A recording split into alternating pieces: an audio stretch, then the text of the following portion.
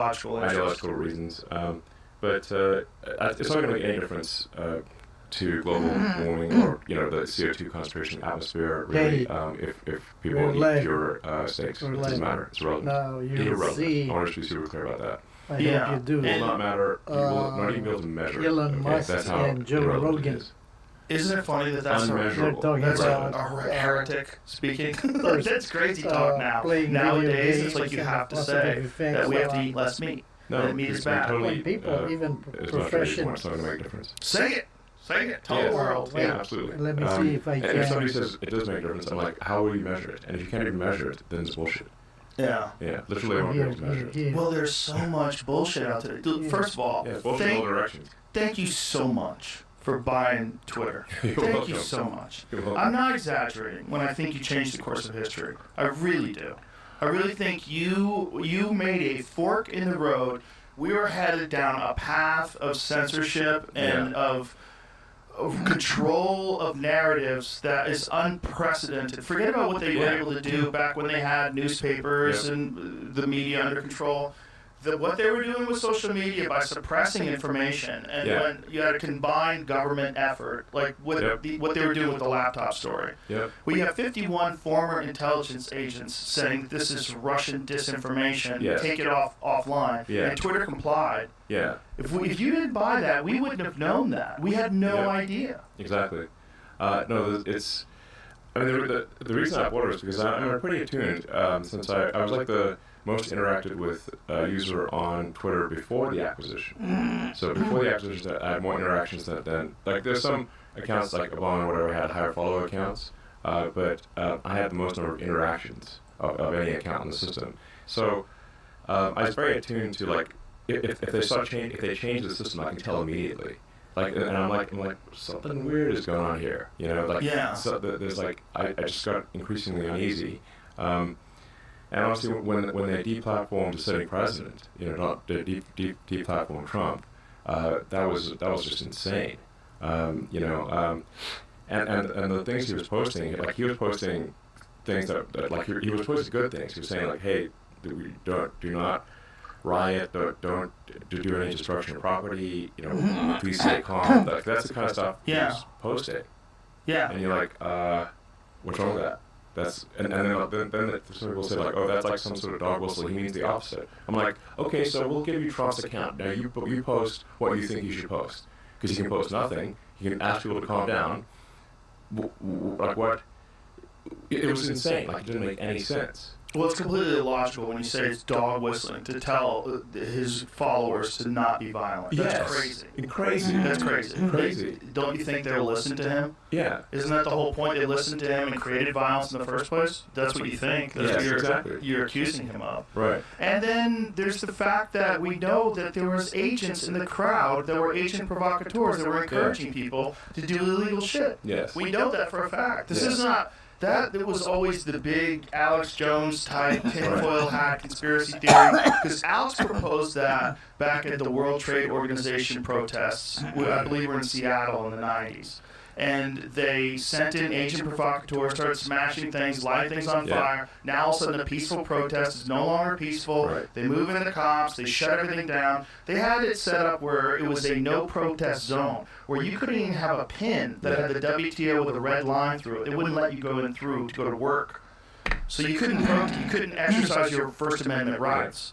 You couldn't even like have a peaceful protest, a fucking sticker on your car. You couldn't have that. It's crazy. It is crazy. So no, I think we're very much involved in the road in Destiny, So I mean the reason I did the Twitter acquisition was like it's like, man, if I don't do this, I think we're screwed. Is the issue. Well, if you didn't do it, no one else was going to do it because it wasn't a financial winner. It was kind of a crazy move. It's a crazy move. I mean the thing was way overpriced, like long term, I think we can ultimately make it a win for investors. But boy, this is a hard way to make a living. Well, there's also a concerted effort to suppress it. There's a concerted effort to advertise it. I still have a mass advertising boycott that was organized by a bunch of left-wing NGOs. And you always want. And I should have wrote my I have a hat, make Orwell fiction again. I've seen that. Yeah, I should have. I was going to. I should have brought my make Orwell fiction hat. But yeah, I mean, it's just totally nuts. So. If you didn't do it, no one would have. And here's the hilarious narrative that I keep hearing from idiots. Elon's a bad businessman. Twitter is worth, 400% less than when he bought it. No, it wasn't worth that in the first place. It wasn't worth that in the first place. It wasn't worth $44 billion, you fucking morons. Yeah. Like, wrong. And also, you're not taking into account the advertiser boycott. Exactly. That's total bullshit. Yeah, exactly. So.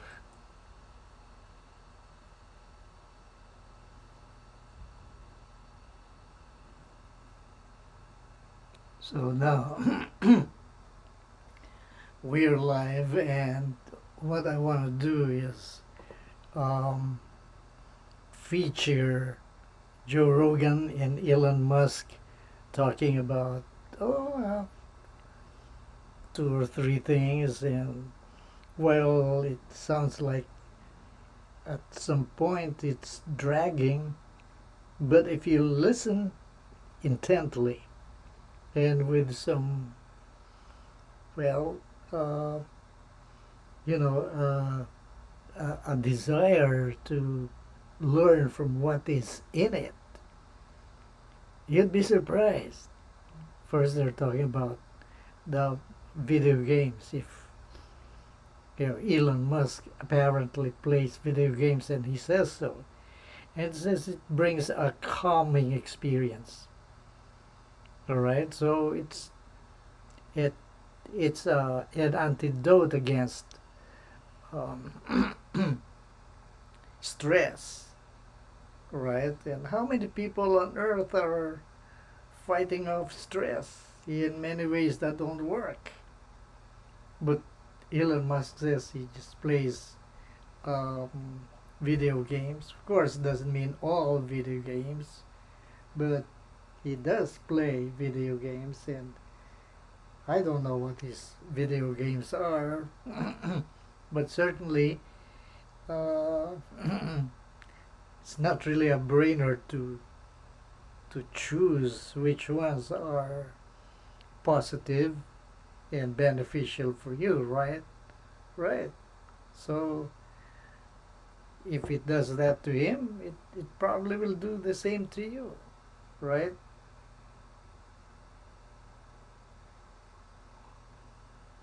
So now I have this Joe Rogan podcast right here on my screen, and I know you can see it because it's on my OBS screen. Now I will play it, and this is like playing from the beginning, and it's worth listening to it. I'm telling you. And then also Joe Rogan said something nice, and I agree with him. And that's what I had thought from the very beginning, when even before Elon Musk was entertaining the idea of buying Twitter. and he said why he was buying Twitter, and that was to serve as a counterfoil against not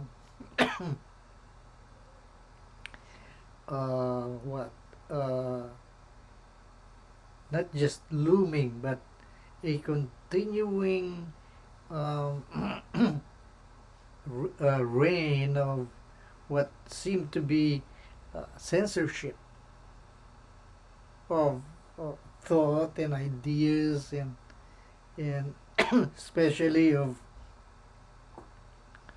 non-administration comments, right? And that would be an assault against free expression, because free expression doesn't mean it must always agree with your opinion or my opinion or the administration's opinion.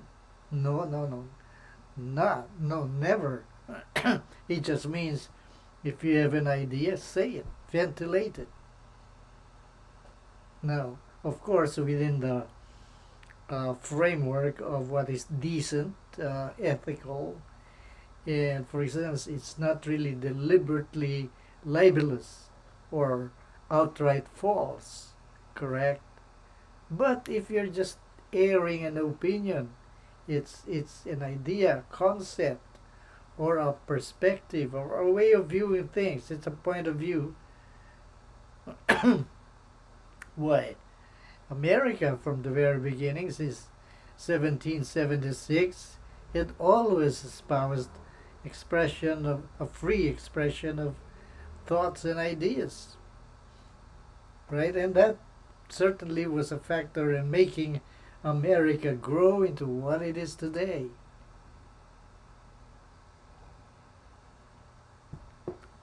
So, are you ready for this? Now, let me tell you, folks, I'm not here to even share or grab any credit from Joe Rogan. In fact, I admire Joe Rogan. I certainly admire Elon Musk for who they are and what they say. And I'm glad that they say so themselves. I'm glad for Joe Rogan, who is, how would you call it? Despite his fame and fortune, he could easily have been on the side of, the deep state, or this tendency to go left, and censor ideas, opinions, and censor the press, censor media, or censor social media, sure, in the guise of how do you call that? In the guise of community standards, or what else? What do they say? In the guise of rooting out what is fake news. Sure. So that's why it began to seem to me that anything that did not agree or did not fall in line with their with their system or their way of doing things, anything that contravened and went against the left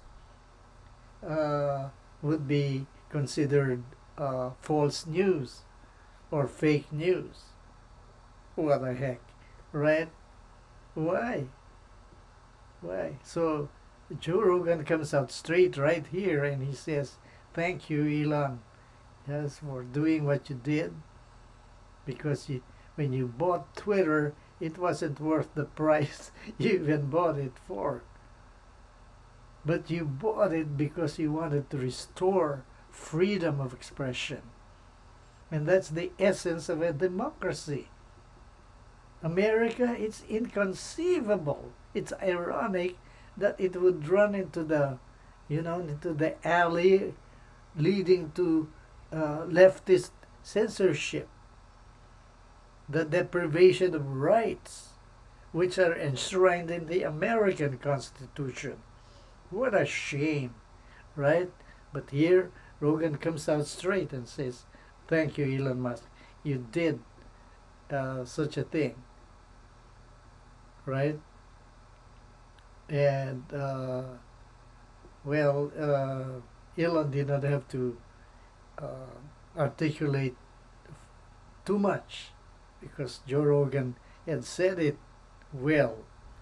And I'm not for Joe Rogan or Elon Musk.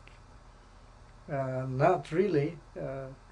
But I am in support of what Joe Rogan said about Elon Musk. And I treasure Elon Musk. He is a different sort of human being. I mean, for all the wealth that he has, he can run roughshod over rights and privileges and freedoms and things like, who cares, right? He's rich. He can almost do anything, right? Who cares about free? That's for the other people, right? But no, Elon Musk took it upon himself to use his money and buy at an atrocious price, right? That Twitter, in order that he may have a foothold on still what could be called the last bastion, the last microphone or something, the last medium of freedom of expression in the world, yes, in the world. So I join Joe Rogan in the world for thanking and acknowledging Elon Musk for such courage, wisdom, and boldness. Right, right. And so now, I think it is proper now for me to just share Joe Rogan. And I think Joe Rogan is by himself also great, right? He's also great. Well, from now on, I'm gonna watch Joe Rogan, right? And also Elon Musk. I'm gonna follow Elon Musk. And you know what? Another move as great as his Twitter purchase is being done in the Philippines by who? Guess who? Elon Musk. You know, what is the Philippines? I mean, why would Elon Musk turn his eye to the Philippines? I mean, it's just as a string of of islands and islets, and they say it is 7,100 islands. But it is an Asian country, and for the most part, it's really a developing country. It's not a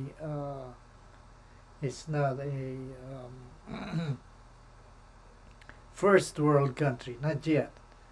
The Philippines is heading towards that direction, but it ain't there yet. All right, now, question is, what would drive Elon Musk to invest such fabulous amount of money in the, guess where? Philippines.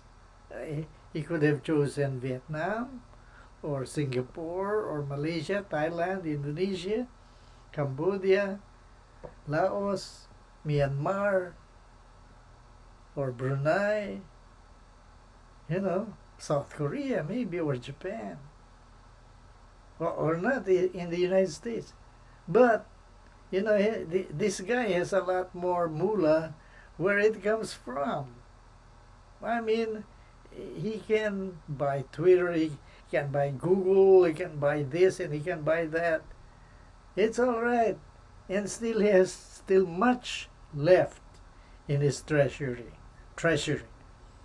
Right? So what is he gonna do? He turns his eyes around and he says, I'm gonna look for another place. Not necessarily a country. He didn't have an idea that he would cast his eye on the Philippines. He didn't know that.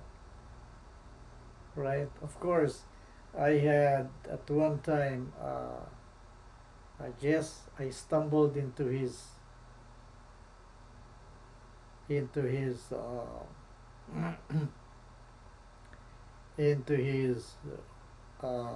Telegram or WhatsApp. I don't remember where, and or maybe another platform. But I did suggest that the Philippines could be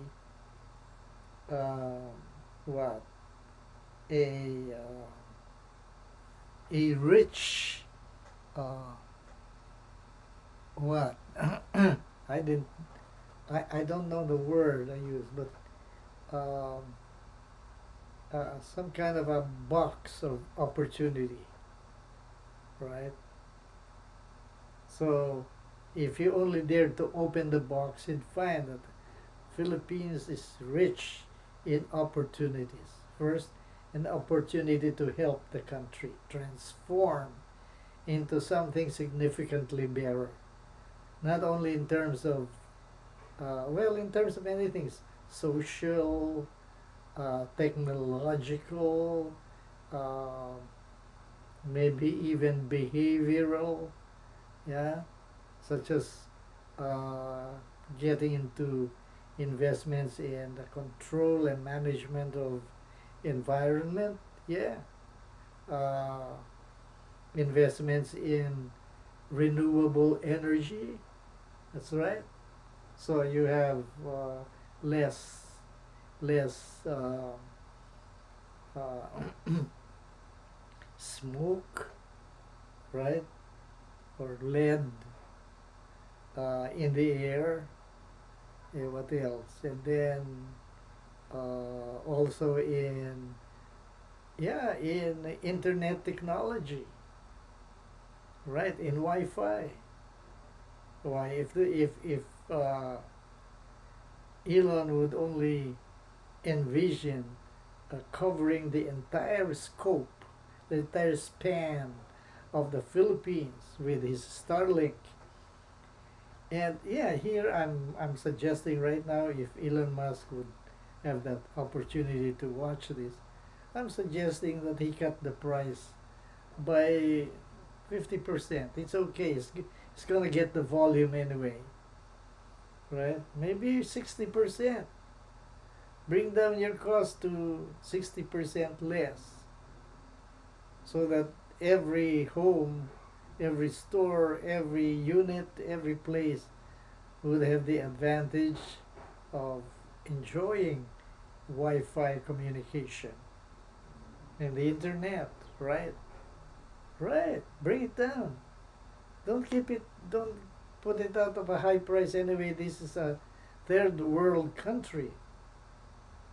So give it a third world country price. Right?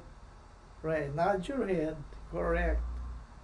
Okay, then what else? Where can Elon Musk put his money into? Well, what? Maybe sensible, environmental friendly mining. Yeah. Mine. Yeah. So maybe you can mine more sources of raw materials for steel and iron. Right? That's what the Philippines needs. If it's gonna build more buildings and railways and whatever you need steel and iron, right? Right. And what else? Well, the Philippines can take advantage of its sea coasts, right? What a sea coast. It beats many countries with its length of sea coast. Now, what can you do with that? Well, Elon Musk will know what to do with that, right? For marine, naval, maritime commerce and industry, sure. Shipbuilding, that's right. Boat building, sure. And many other things. So, okay, I've been, all right, here it is. Hold your horses, get ready. Here. All day. But if you want to sort of see like a vision of the future, it's like basically the top 20 and or even the top 100 is like totally dominated by China. It's Really? insane. Yeah, there's like China and a little bit of Korea and Taiwan. So are you in the top 20 in the world, or Yeah. top 20? Wow, in Diablo. Yeah. Do you want to tell everybody your handle? No, no, don't tell them. Don't tell them. It's not worth it. Well, they actually listed me with my actual name in the list. Oh, did they really? Yeah. Oh, interesting. Yeah, there's only 2 Americans in the top 20. The rest, almost everyone is from Asia. Otherwise, We were talking about something that I think is a really good, because people always think that video games are frivolous. But what you were saying, I think that's really important, is it's so difficult that it requires you to only think about that, and it can like relieve stress. 'Cause it can take out the rest of the world because it's so hard. Yeah. You can only think about that. Yeah, I mean, if I play a video game on extreme difficulty, then I have to concentrate fully on the game, and it has a calming effect. Yeah. It sort of chills down, and I mean, you mentioned, I think, and many people like if you play martial arts or you play pool, like something that forces you. It's like I think anything that forces you to concentrate fully actually has a calming effect. I find it just sort of like. Kind of a restoring effect. Mentally. Yeah, It's good. Jiu-jitsu's like that. Yeah. Archery's like that as well. Yeah. Like when you're shooting a bow, you have to. There's so many moving things, and you have to think only of it, and it cleans the mind. It cleans the mind. Yeah, exactly. I was reading this study about surgeons, where they found that surgeons who regularly play video games make less errors. Well, I mean, video games require manual dexterity, so it makes sense. Completely makes sense. Actually, if somebody was like epic at video games, I'd say like their surgical skills can be very good, because in order to be good at video games, any kind of fast reaction video games. Look at this: 32% fewer errors, 24% faster, and scored 26% better overall than their non-player colleagues. Oh, I believe that for sure. Incredible. Well, like that, you should be required in medical school to play video games. Don't you think? If somebody's like a top-ranked video game player and they say they're a surgeon, I'd be like +1, +2 type of thing. Oh, top rank for sure. Well, but this isn't even top rank. This is just people who play. Well, your manual dexterity has to be extrely high. Yes. So you're looking at things on a screen. You're reacting, and sometimes you got like 10 milliseconds to react. Yes. And so if somebody's got incredible reaction times and manual dexterity, they're obviously going to be a good surgeon. Imagine if there was a course that you could take. That course would promote, you would be 26% better. Yeah. Everyone would have to take that course. Sure. Why would you want a surgeon that's less prepared? You would say, hey, Bob, did you take this course? You didn't take this course. Don't you understand this course makes you 26% better? Sure. You would have to take it. Everyone should have to play video games if you want to be a surgeon. Well, I think it certainly would be a very good test to see if somebody can't play video games well. Like that means, because you got to move both hands simultaneously. Right. You got to react to something very fast, then on the screen. So, and if your keystrokes or your mouse clicks or whatever are wrong, then you lose the game. Right. So, if somebody's has a good rank in video games, I would say that their manual dexterity must be extremely good. Well, it's so their fine hard. motor skills have to be excellent. If you think about like StarCraft or any game like Quake, any game where a lot of people are playing, to rise to the top, you have to be exceptional, period, as a human being. Yeah. There has to be something exceptional about you. Yeah. Actually, if I mention Quake, way back in the day, I was one of the world's best Quake players. I know we talked about this. Yeah. I loved Quake. Yeah.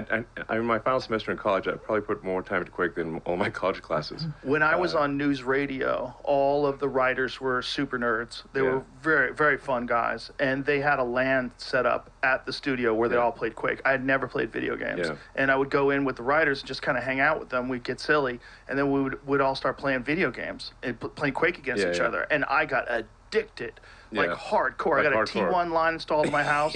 I went hardcore. Yeah, exactly. Checking how many milliseconds of latency. Oh yeah, I was fully addicted. I was making my own computers. I was going to Fry's Hardware and buying motherboards and putting everything together. And it was too much of a time suck though. Yeah.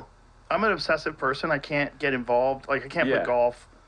No, golf is too slow for me. I mean, I know a lot of people find golf good, and I mean, I guess if you think of it I guess if you're saying you're going to walk outdoors with friends and occasionally hit a ball, then and you're just as an outdoor walk, then that's cool. And it does require concentration when hitting the ball, but it's too slow for me. Nothing compares to video games in terms of like the amount of feedback you get, like the sensory overload you get when you're looking at a large, high-resolution screen. You have a fast computer. You have headphones on. That you're hearing sounds from here and sounds behind you, and rockets are flying by you. And there's nothing like that. Yeah. But I think golf still is like Jamie will tell you. Jamie's an addict. He's a golf nut.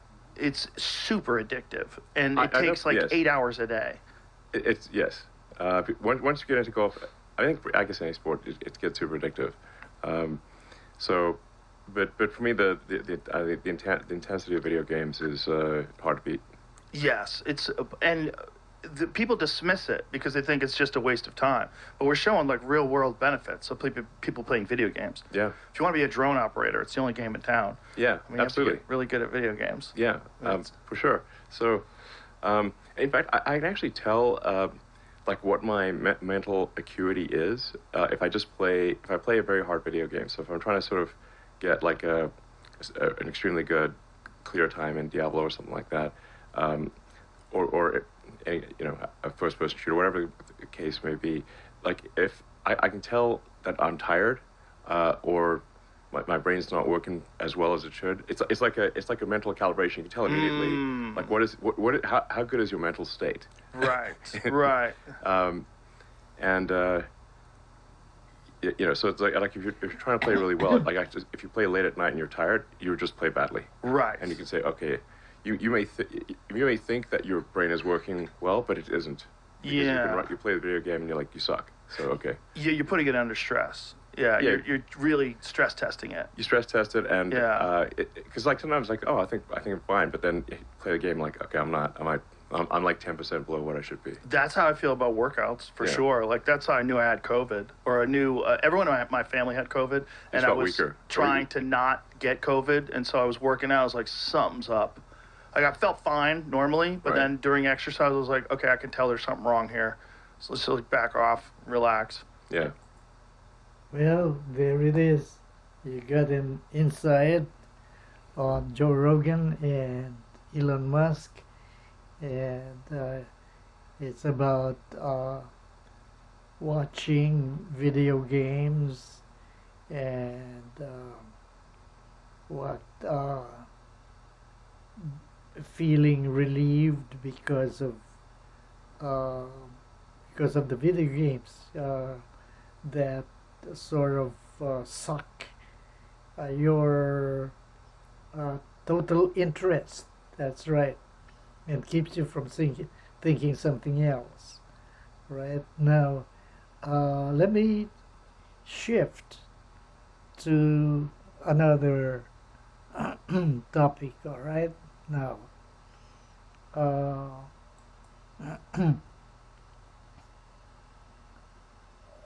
Let me check this out.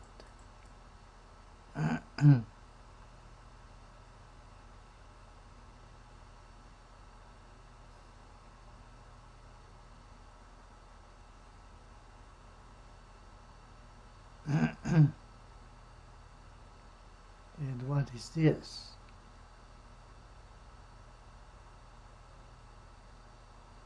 What's that? Well, I don't like that, okay? Maybe I'll look at something else.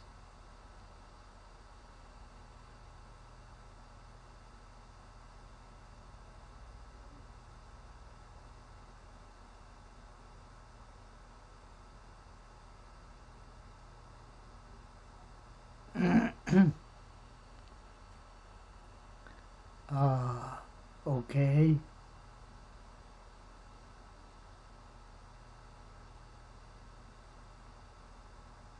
Wait.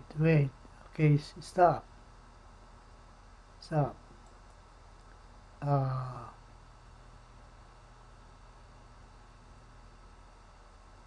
Nakagaya natin kasi ang lamig niya, oh, aside sa comfortable, Alright, breathable, wait, and talaga namang andito na yung the best quality. Wait. Ang Wait, don't be too fast.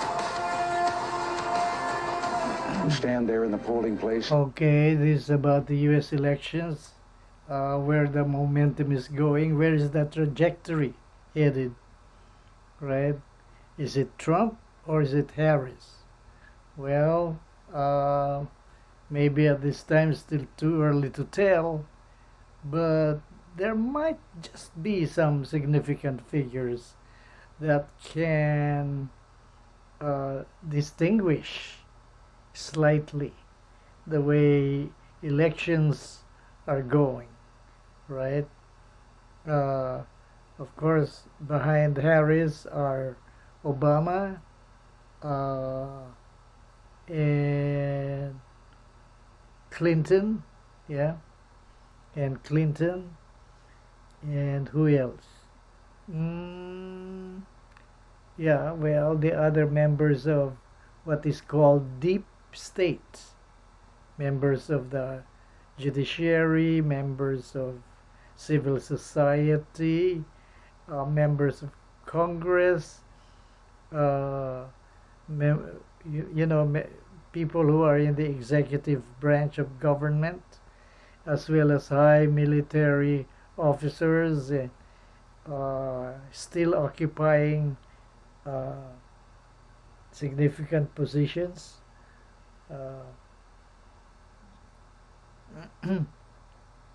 So there they are. All right, so we just say we are watching how developments go. All right, now let me just start this. Okay, let's see where it's going. Make a decision.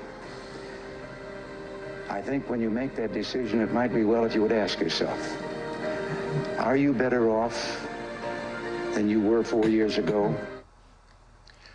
Breaking tonight, 60 minutes from right now on the East Coast, it is Election Day, one of the most pivotal elections of our lifetime, with both candidates making their very final pitches. Former President Trump ending his 2-year campaign with a 3-state swing, Raleigh, North Carolina, Reading, Pennsylvania, and Pittsburgh, PA, where, like Reagan, he left voters with a final question. Are you better off now than you were 4 years ago? Are you better off now than you were 4 years ago? Are you better off now than you were 4 years ago? And he's not done. Trump currently on his way to Grand Rapids, Michigan, where he closed out his 2016 and 2020 campaigns in what is likely his last campaign rally ever. We'll take you there live shortly. Meantime, Kamala Harris made her final pitch only in the key battleground state of Pennsylvania. Let's get out the vote. Let's get out the vote. Let's get out the vote. Let's get out the vote. Let's get out the vote. Let's win.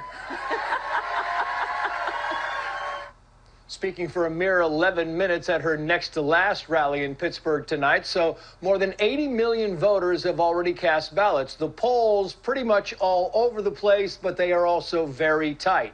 And both campaigns now prepared for historic legal battles. So who's the next president of the United States? Let's see if we can give you some keen insight. We have Team Fox coverage. The senior White House correspondent Jackie Heinrich in Philadelphia, but we begin with Grady Trimble in Grand Rapids, Michigan. Grady, good evening. Trace, good evening to you. The pre-program here just wrapped up, so pretty soon former President Trump will take the stage for his last rally before Election Day, and maybe his last rally ever. As you noted in the intro, former President Trump ended his campaign, closed things out back in 2016 and 2020 here in Grand Rapids, so this city carries a bit of symbolic and maybe superstitious meaning for former President Trump. And at this rate, it's looking like this rally could wrap up sometime on Election Day in the very early morning hours. This will be the former president's 4th rally of the day, following a stop in North Carolina and 2 in Pennsylvania. While on stage in Pittsburgh not long ago, Trump gave 2 shout-outs. One to podcaster Joe Rogan, who posted on X tonight that he's endorsing Trump.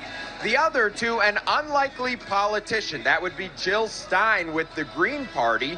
She could turn out to be a spoiler candidate, especially in states like Michigan, where Arab American voters are casting their ballots for Stein to protest the Biden-Harris administration's handling of the war in the Middle East. And it just came over the wires that Joe Rogan just endorsed me. Is that good? Thank you, Joe. That's so nice. And he doesn't do that. It's 3 o'clock. I love the Green Party. Jill Stein, this may be one of, I never met her, but she may be one of my favorite politicians. So the Trump campaign says it's happy with the early voting numbers that it's seeing so far. It says that early voting here in Michigan suggests that compared to 2020, the rural turnout is higher and that the urban turnout in the big cities like Detroit are more muted. So, Trace, that would bode well for the former president. We will find out very shortly if that is what bears out on Election Day, Trace. Grady Trimble live for us on the trail. Grady, thank you. Meantime, Vice President Harris spent her final day of campaigning focusing on Pennsylvania. The senior White House correspondent Jackie Heinrich is live for us in Philadelphia with the last-ditch effort to persuade voters in the Keystone State. Jackie, good evening. Good evening, Trace. The Harris campaign is keeping thousands of folks here entertained in the cold as the vice president wraps up 4 other stops in this state by a rotating cast of speakers and entertainers that they've spaced out by piping in rallies that are happening live in other states as well. We've been out here for hours. Harris really just doesn't want to waste even a second left on the clock, especially in Pennsylvania. Dati ni Coco, biktima ng imposibleng mantsa. Let's knock Ex, this ang off, Ariel, alright? kaya. Imposibleng mantsa, mas tanggal yan ng 10X Power Claim. Tinta? Nasaan? Imposible, posible, kaya. This is the fastest way to fix sciatica Commercial. at home. Wait. If you're struggling with lower back This is pain a commercial. Skip. Politico reported today that Democrats are already beginning to wonder if things might have been different for them with Pennsylvania Governor Josh Shapiro on the ticket with Harris. And today there was a headline in the New York Times that said, in Pennsylvania, Republicans stress optimism while Democrats just stress. The Harris campaign really hasn't been talking much about this early voting data. When they have numbers that they feel good about, they do share them. Like last week when they said that women make up 55% of early voters across the battleground states. But for the last 2 days, we have received very few hard numbers on young, Black, and Latino early turnout. Instead, we've gotten numbers on how many doors they've knocked on or how many calls they've made. But they do maintain they have multiple paths to 70. It might end up being that Republicans embracing early voting ended up driving turnout among lower propensity voters. So we're seeing a big push for in-person voting tomorrow. In the final stretch, Harris has embraced a messaging change, deciding not to mention Trump by name once for the last 2 days after strategists expressed concern that all this talk about fascism might not be animating people who are undecided. Also notable, Trace, that in the final stretch, Harris has spent most of her time in cities trying to lock down the Democratic base, whereas Biden in 2020, the last 2 weeks of his campaign included stops in Florida, 4 of them actually, 3 in Ohio, and even 1 in Iowa. Trace. Jackie Heinrich live for us in Philly. Jackie, thank you. So let's bring in the author of Truths, The Future of America First, former Republican presidential candidate Vivek Ramaswamy. Vivek, it's always great to have you on the show. You have become very good at processing numbers and politics overall. What do you think going into Election Day? Are you confident for the former president? I am confident. I believe in staying as objective as we can, Trace, and I think there's 2 possibilities here to acknowledge them. One is that we all have our heads stuck in our own sand echo chambers, in our algorithms and our cable media filters. And we're wrong about this, but I don't think that's what's happening. I really feel confident when I travel this country and see people on the ground without cameras or algorithms in between, a level of energy for Donald Trump, especially amongst non-traditional audiences, including young people, that I think is real. I think that momentum shift is positive.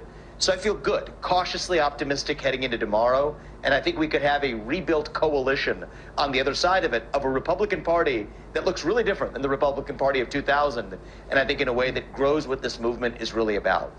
It's all about demographics. A lot of the Democratic Party now saying this. I want to put these numbers up on the screen because here is the Harris support among female voters. You can see she is plus 16. The Democrats believe this might be enough to push her over the top, Vivek. Do you believe that as well, or do you think there's enough male vote to be able to counter that? Well, I think there's enough male vote to be able to counter that, but I think that more importantly, there are also other demographic groups, talking about Black voters, Hispanic voters, Gen Z voters that have traditionally gone Democrat, that in many ways are coming stronger for Trump this time around. We're already seeing those trends. And I think the answer to why comes down actually, Trace, to economics. You want to look at the hardcore difference of $3,000 per person less in their pocket in annual income under Joe Biden versus under the 4 Trump years. 9% average inflation actually under Biden versus 2% under Donald Trump. And a big one, this is one that I'm surprised we haven't talked more about in this election cycle.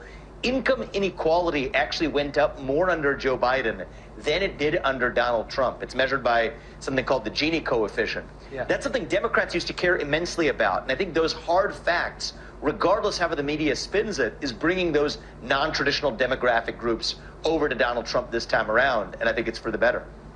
And I want to pick up on that very quickly, if I can, Vivek, here, because you look at the right track, wrong track numbers and put this up on the screen. 74% of the country believe we are on the wrong track. You would think that a Kamala Harris victory in this climate would be impossible.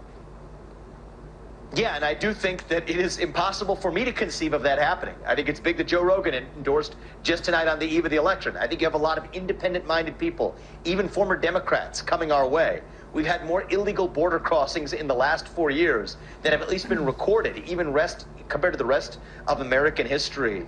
And you look at the economy. Under Donald Trump, prices stayed flat, wages went up. Under Kamala Harris and Joe Biden, it was the other way around. So however you slice and dice it, I don't think it's fed by the mainstream media. They understand it in their pocketbook. They understand it in the crime they're encountering. And they understand they're seeking truth outside of the normal media echo chambers. I think that's what this election is actually going to prove. And when we wake up on November 7th, I hope it's as early as the morning of November 7th, we have or if not even November 6th, that we have a decisive answer. And I'm looking forward to hopefully uniting the country on the back of that, Trace. We are minutes away from Election Day. Vivek Ramaswamy, great to have you on the show as always. Thank you, sir. Thank you. See, you got that down pat, right? It's clear as day. Now, of course, we don't really know from where I sit how the elections are really actually going on the ground. But they do. And they are on top of the situation, and they have people posted in every place where they can report what's going on, the numbers and the trends. But let me see. Let me check what other things we might have on YouTube. All right. Uh-huh.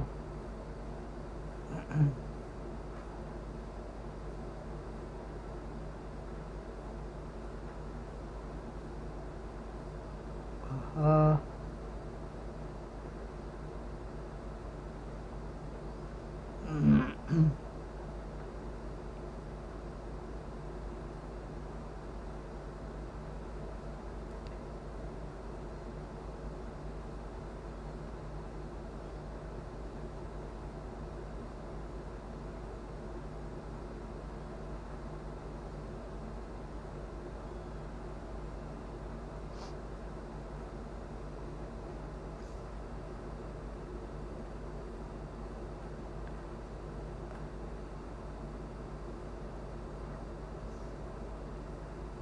Well, let's take a look at this.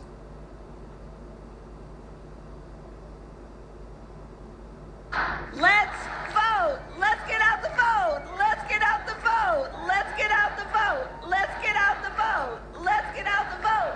Let's get out the vote. Let's win.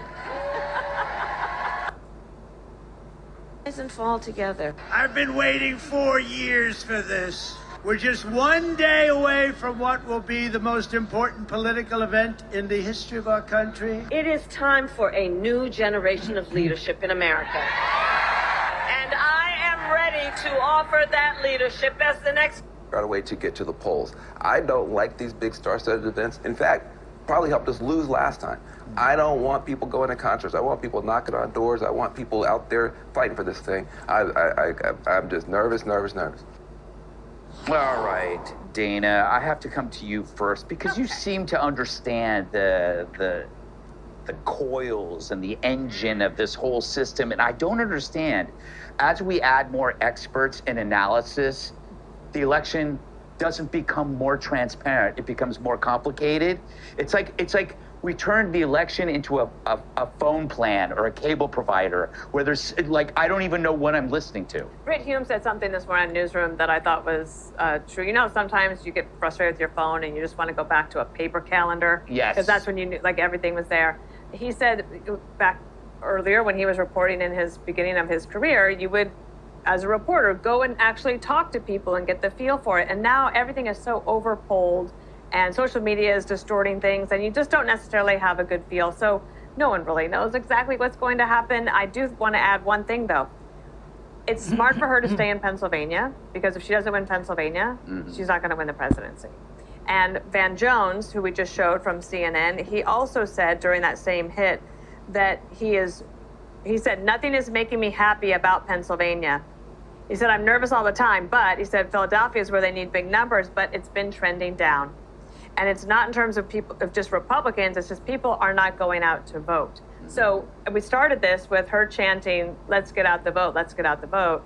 I don't know if the chanting is going to do it. I don't know if Cardi B is going to do it or Lady Gaga or Oprah even could do it. Because if people don't feel motivated to go out and vote in Pennsylvania, that's going to be really tough for her. If only she had put Shapiro on the ticket, but she had to keep the Jew off the ticket, Jessica. My favorite game. Yes. Isn't it an interesting microcosm of America? Lady Gaga endorsing Kamala, but Lady Gaga's dad endorsing Trump.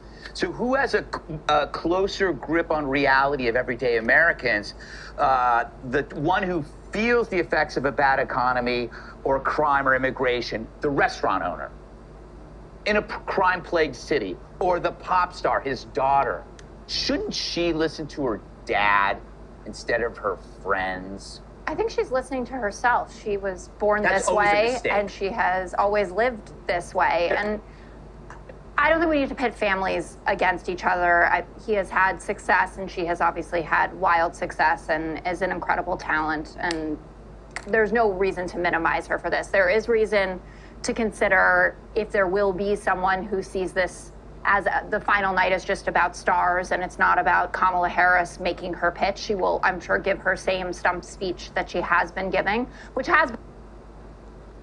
Well, let's see. Let's take a look at another point.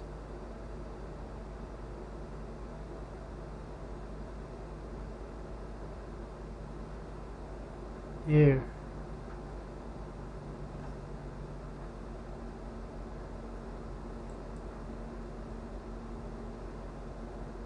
Palagi ka ba nagta-travel at palagi ka rin nababad trip kasi ganito karaming cable ang kailangan mo, itapon mo na yan kasi andito na lahat ang kailangan.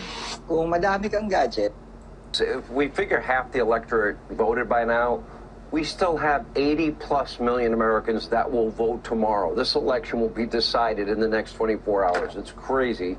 Joe Rogan's a big endorsement, I think, and that came out of nowhere. And we're going to talk about that a little bit tonight. How are you feeling? I'm feeling confident, cautiously optimistic, no predictions. I learned my lesson the last time. It's up to the voters tomorrow. It's up to the voters to know. The one thing I would say they have in their favor is early voting has gone well for Republicans. You hope they didn't cannibalize their day of, but they did seem to get a lot of low propensity, mid propensity voters in early voting. I think that's going to be very helpful. And I just want to know if your mom's voting for Trump. Did you finally convince her? Saw her this morning not voting for Trump.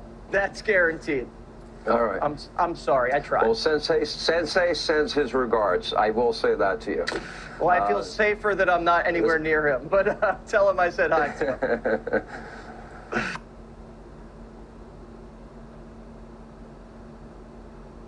Well, let's look at the other.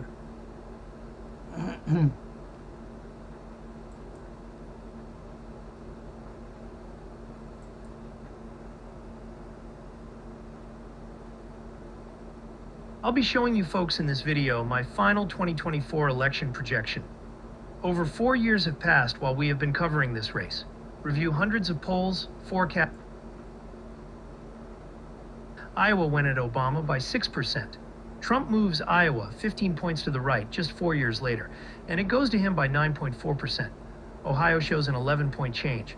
Trump earns an 8.1% Buckeye State victory. Trump does it once more in 2020, when everyone believes Joe Biden will outperform Hillary Clinton. He wins Iowa with an 8.2% margin, Ohio by 8, essentially the same margins. Also happened in Pennsylvania. He will find some minor benefit from that. And once more, in a race as near as this one, every tiny bit counts. Pennsylvania will thus be the second tilt state on the map. By a quite small margin, I have it in Trump's favor. Although this election is close, we really don't need Arizona given wins in Pennsylvania, North Carolina, and Georgia. Nonetheless, lastly, in Wisconsin and Michigan, these are essentially toss-ups. Usually I would classify them as toss-up and not fill them in at all. Clearly, though, I would assume you people would want me to respond for every one of these states. And in Wisconsin and Michigan, the polls essentially match Harris up by 0.3 in Wisconsin, by 0.6 in Michigan. Now, the early voting numbers are the main reason I'm giving Kamala Harris a narrow lead, rather than the polling. Comparatively to Pennsylvania and Nevada, the vice president is in a somewhat better posture. We all know, of course, that Wisconsin and Michigan will vote left of those two states. Given Pennsylvania and Nevada's proximity, I also see the most reasonable result as being the one whereby Kamala Harris barely edges Trump out in both Wisconsin and Michigan. If Trump were able to carry two states as well, though, I would most certainly not be surprised. This is it then. This is my projection for the 2024 elections. Final. Donald Trump gains 287 electoral votes, while Kamala Harris scores 251. Did you hear that? The projection is that Donald Trump will gain 287 electoral votes versus Kamala's 251 votes. There's a clear gap there. Evidently, with that count, Trump wins the U.S. presidential elections. And let's see what's the real score tomorrow. I will hear more about this even tonight until tomorrow. So I leave you with prayers of peace, prosperity, and favors from the Lord. Amen. And love to settle and visit your families wherever you are. No more wranglings, no more quarrels, no more bickerings. Stop to all of those things. Time for change and to move up and soar. Yes, say amen to that. So goodbye for now. I'll see you again when I come back. Maybe sometime tonight or tomorrow, right? When I come back with more news.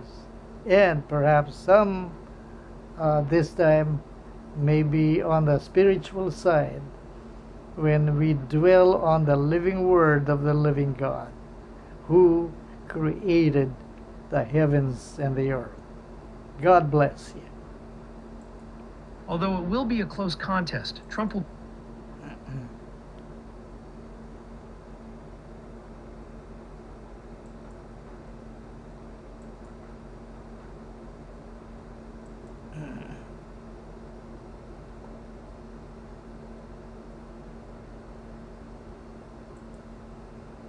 There you are. So, have a good afternoon.